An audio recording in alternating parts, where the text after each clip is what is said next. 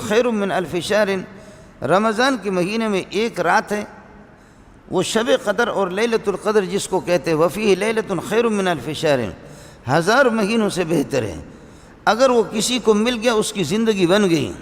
اور اگر فرمائے کہ من حرم فقد حرم الخیر کلہ، اس سے اگر کوئی اللہ کا بندہ محروم رہ گیا تو وہ محروم ہو گیا۔ یہاں وہ عاملوں والا مسئلہ نہیں ہے، یہاں تو طے شدہ ہے کہ جو آپ کو بتا رہے کہ پورے سال میں اس کو تلاش نہ کرو، بلکہ آپ کو بتا رہا ہے کہ آپ اس کو رمضان میں، اور رمضان میں پھر زیادہ تر روایتیں جو میرے پیارے کی ہے صلی اللہ علیہ وسلم، زیادہ تر آپ نے فرمایا کہ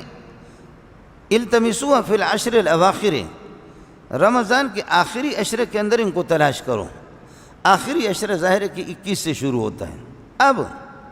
اب نبی نے بتا دیا کہ یہ 10 دن کے 3 عشرے ہیں، 3 عشروں میں سے پہلے عشرے کے اندر بھی شب قدر نہیں ہے،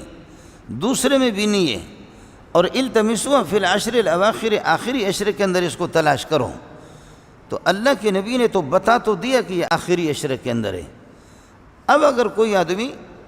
اعتکاف کا اہتمام کرتا ہے اور اپنے گھر سے اپنے آپ کو فارغ کر کے 10 دن کے لیے، 9 دن بنتے ہیں یا 10 دن بنتے ہیں، 9-10 دن کے لیے وہ فارغ ہو کر کے جب یہاں آئے گا، وہ پوری رات کو جب جاگے گا،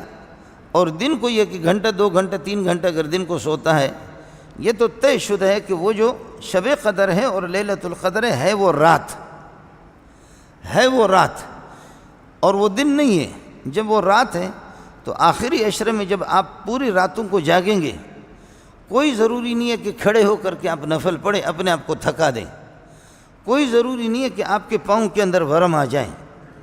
کوئی ضروری نہیں ہے کہ چیختے چلاتے آپ تلاوت کریں اور اپنی زبان کو بھی تھکا دیں، اپنے دماغ کو بھی تھکا دیں۔ آپ اگر اللہ کے گھر میں بیٹھے صرف استحضار رہے، صرف یہ خیال رہے، یہ صرف توجہ رہے کہ بس آپ بھی دیکھ رہے ہیں، میں بھی دیکھ رہا ہوں، میں نہیں دیکھ رہا ہوں، میں بدبخت ہوں، لیکن آپ دیکھ رہے ہیں کہ بس میں کسی اور مقصد کے لیے نہیں آیا ہوں، یہاں صرف آیا ہوں اپنے گناہوں کا انبار لے کر کے بخشش کروانے آیا ہوں، بس پروردگار تو کرم کر، تو کرم کر، تو کرم کر۔ اس ٹائم پہ اگر تو جاگ رہا اور زبان سے مانگ بھی نہیں رہا ہے، لیکن آپ اپنی حالت سے بتا رہے ہیں کہ میں گناہوں کا انبار لے کر کے آیا ہوں، میں پشیمان اور نادم بن کر کے آیا ہوں، مجھ سے پورا سال جاگا تو نہیں جاتا، آپ نے میرے لیے آسانی کر دی ہے، ان 10 دنوں کے اندر اے اللہ اب تو کرم کر لے، اب تو کرم کر لے۔ میں اس اللہ کے گھر میں بیٹھا ہوں، آپ کو یقین سے کہتا ہوں کہ اعتکاف والے لوگ وہ انشاءاللہ اس سے محروم نہیں ہوں گے۔ اعتکاف والوں کی جھولی میں بہت کچھ آ جاتا ہے، اعتکاف والوں کی جھولی میں بہت کچھ آ جاتا ہے، ہو جاتا ہے۔ بس اوقات آپ نے دیکھا ہوگا کہ اللہ آپ کا بھلا کرے، بعض لوگ صبح کو سبزی خریدتے ہیں اور مہنگے داموں میں، اور رات کو جو ہے نا وہ تاجر اور بروکر جب وہ دیکھتا ہے کہ اب میرے سامان کچھ چیزیں بچ گئی ہے اور مجھے اس سامان سے اور یہ پھل فروٹ اس سے مجھے ایک ہدف حاصل کرنا تھا، میری خرید تھی 20,000 روپے کے، اور اللہ کے فضل و کرم سے وہ 20,000 میں نے پورے کر لیے، مزید پیسے میرے پاس آ گئے۔ اب یہ جو سبزی باقی بچ گئی ہے اور یہ باقی پھل فروٹ جو بن گئے، اگر وہ کلو دیتا ہے 100 روپے کا کلو دیتا ہے، لیکن آخر میں جب اس کا ہدف پورا ہو گیا تو وہ جوش میں آ کر کے پھر کہتے ہیں 10 روپے کلو، 10 روپے کلو، 20 روپے، 20 روپے، یا آپ مارکیٹوں میں آپ نے دیکھا ہوگا، ان کے اہداف ہوتے ہیں، پہلے وہ مہنگے دیتے، لیکن ان کا حساب ہوتا ہے، اب وہ دیکھ رہا ہے کہ میں اپنے حساب کے اعتبار سے میرے روزانہ کی جو کمائی ہے، کچھ مجھے پیسے کمانے ہیں، وہ میں نے کما لیا، اب وہی ہے یہ ظالم کا بچہ اسی سبزی کو 80-90 روپے پر کلو دیتا ہے دن کو اور دن کے ابتدائی حصے میں، لیکن اب اس کا ہدف پورا ہو گیا اور اس کے پیسے نکل گئے، آخر میں سبزی وہی ہے، ان سے کانٹ چھانٹ نہیں ہے، سڑے ہوئے بھی نہیں ہے، لیکن وہ کہتے کہ 20 روپے کلو، 20 روپے کلو، 20، وہ جوش میں آ گیا، چیز بیانی وہی ہے۔ یہ ہوتا ہے، تاجر حضرات آپ کو بتا دیں گے، وہ میرا رب بھی اسی طریقے پر پورا سال گزر گیا، گزرنے کے بعد رمضان میں جوش میں آ کر کے کہتا کہ لے لو نفل کا ثواب فرض میں 70 فرضوں کا ثواب ملے، فرض میں آپ کو یہ کہ 70 فرضوں کا یہ کہ ثواب ملے گا۔ اور پھر ایک رات، ہماری زندگیاں کیا ہوتی ہے میں تو کبھی کبھی زندگی گنتے ہوئے بھی مجھ سے اگر کوئی پوچھتا ہے کہ آپ کی عمر کیا ہے تو مجھے سخت غصہ آتا ہے اس پر۔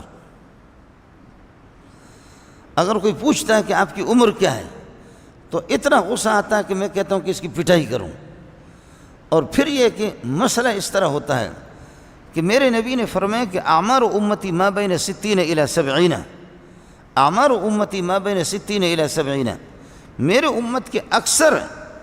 80 اور 90% افراد وہ ہوں گے کہ ان کی عمر 60 سے لے کر کے 70 کے درمیان میں ہوتا ہے،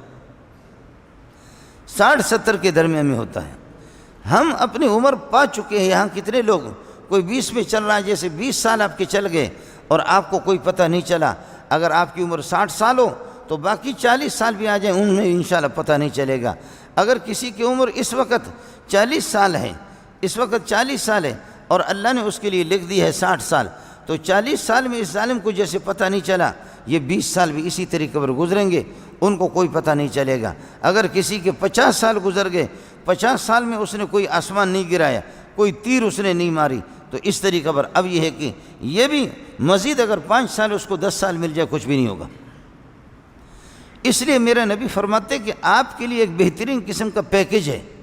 بہترین قسم کا آپ کے لیے انعام ہے کہ ایک رات اگر آپ حاصل کریں گے تو انسان کی عمر بنتی ہے زیادہ سے زیادہ وہ 60 70 اور 80 90، بہت کم 90 والے 100 والے تو بہت اس امت کے اندر۔ پرانی امتیں 700 سال اور 800 سال ان کی عمریں ہوتی تھی، وہ مسئلہ نہیں ہے ابھی۔ اب 80 90 تو بہت کم لوگ ہوتے ہیں، باقی 60 70 کے درمیان میں ہوتے ہیں۔ اب اگر شب قدر آپ کو مل گئے تو 1000 مہینوں سے بہتر ہے، اور 1000 مہینوں کا حساب آپ لگائیں گے تو 83 سال بنتے ہیں۔ اس کا مطلب یہ ہے کہ ایک رات اگر آپ کو مل گئی تو اس کا سمجھو کہ ایک پورے انسان کی ایک زندگی کے ثواب آپ کو مل گئے۔ وَفِيهِ لَيْلَةٌ خَيْرٌ مِّنْ أَلْفِ شَهْرٍ، اس میں ایک رات ہے جو 1000 مہینوں سے بہتر ہے، اور 1000 مہینے 83 سال بنتے ہیں۔ اما فرماتے ہیں، حضرت عائشہ رضی اللہ تعالیٰ عنہ فرماتی ہے کہ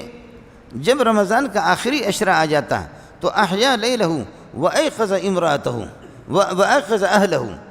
جب رمضان کا آخری عشرہ آ جاتا تو رسول پاک صلی اللہ علیہ وسلم پھر رات کو سوتے ہی نہیں تھے۔ ویسے عام دنوں میں مختلف معمولات تھے، جیسے کہ یا ایھا المزمل قم اللیل الا قلیلا نصفہ او انقص منہ قلیلا۔ عام دنوں میں حضرت اقدس صلی اللہ علیہ وسلم کا معمول یہ تھا کہ 2/3 آپ سو جائیں اور 1/3 رات کے، فرض کر لو 9 گھنٹے کی رات ہے تو 6 گھنٹے آپ آرام فرما رہے ہیں، اور آپ یہ ہے کہ 3 گھنٹے کھڑے ہو کر کے آپ تہجد پڑھ رہے ہیں۔ اور کبھی اس طرح بھی ہوتا ہے کہ رات میں 2 گھنٹے آرام کیے، پھر اٹھا 2 گھنٹہ آپ نے یہ کہ پھر نماز پڑھی، نفلیں پڑھی، اور پھر آرام کیا، پھر اٹھے، پھر آپ نے نفل پڑھی۔ لیکن رمضان کے آخری عشرے کے اندر فرمایا، اما فرماتی ہے کہ احیا لیلہ، کہ آخری عشرے کی راتوں کو آپ زندہ رکھتے تھے۔ راتیں اس وقت زندہ ہوتی ہے کہ عبادت، قرآن، ذکر و اذکار، اور اللہ کا بندہ اللہ کی طرف متوجہ ہو جائے۔ اور اگر بندہ جب سوتا ہے نا تو سونے والا خود بھی مردہ ہے، اور اس کا زمانہ، وہ جو اس کی عمر گزر رہی وہ عمر بھی مردہ ہے۔ کیا سمجھانے کا انداز ہے! محمد رسول اللہ خود تو زندہ ہے، لیکن محمد رسول اللہ اپنی زندگی کو راتوں کو زندہ رکھتے تھے، راتوں کو زندہ رکھتے تھے، راتوں کو آباد رکھتے تھے۔ میرا زمانہ، میری راتیں گزر جائیں ان کو میں زندہ رکھوں،